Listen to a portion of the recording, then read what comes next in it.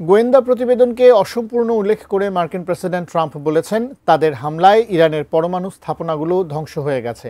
সব ভুলে আগামী সপ্তাহে দুদেশের মধ্যে আলোচনা হতে যাচ্ছে বলেও জানিয়েছেন তিনি। তবে তেহরান জানিয়েছে, ওয়াশিংটনের আন্তরিকতার উপর নির্ভর করবে তারা আলোচনায় যাবে কি না। বিস্তারিত শাওন মাহফুজের প্রতিবেদনে। মার্কিন হামলায় ইরানের পরমাণু স্থাপনাগুলো ধ্বংস হয়েছে কি হয়নি এ নিয়ে বিতর্ক শুরু হয়েছে।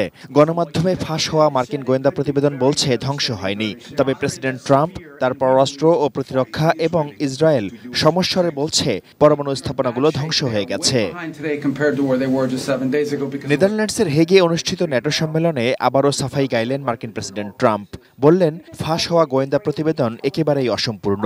তাদের পাইলটেরা নিখুঁত হামলা চালিয়েছে। ইরান তাদের পারমাণবিক উপকরণ সরিয়ে নেওয়ার সুযোগই পায়নি।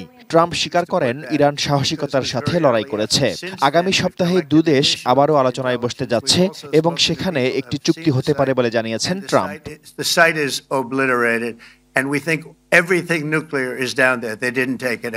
এদিকে মার্কিন প্রেসিডেন্টের সাথে সুর মিলিয়ে ইরানের পররাষ্ট্র মন্ত্রণালয়ও জানিয়েছে, তাদের হামলায় পারমাণবিক স্থাপনাগুলো ভয়াবহভাবে ক্ষতিগ্রস্ত হয়েছে।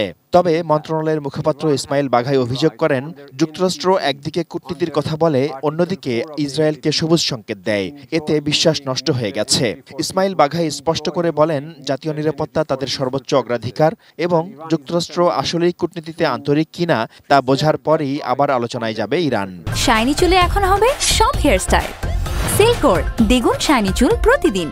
Because we have to make sure that whether the other parties are really serious when they're talking about diplomacy or it is again part of their tactics.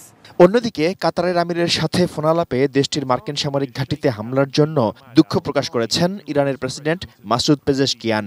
বলেছেন, হামলার লক্ষ্যবস্তু কাতার বা দেশটির জনগণ ছিল না। জাতিসংঘে নিযুক্ত রাশিয়ার রাষ্ট্রদূত ভাসিলি নেবেনজিয়া বলেছেন, হামলার অজুহাত বানাতে ইরানের পারমাণবিক কর্মসূচি নিয়ে অপতথ্য ছড়িয়েছে যুক্তরাষ্ট্র ও ইসরায়েল। এদিকে আন্তর্জাতিক পরমাণু শক্তি সংস্থা IAEA এর সঙ্গে সহযোগিতা স্থগিত করার একটি বিল অনুমোদন করেছে ইরানের পার্লামেন্ট। এছাড়া ইসরায়েলের হয়ে গুপ্তচর বৃত্তির সাথে জড়িত সন্দেহে 7 শতাধিক ব্যক্তিকে গ্রেপ্তার ও 6 জনকে ফাঁসি দিয়েছে Tehran. Shaon Mahfuz, desk report, ATN news.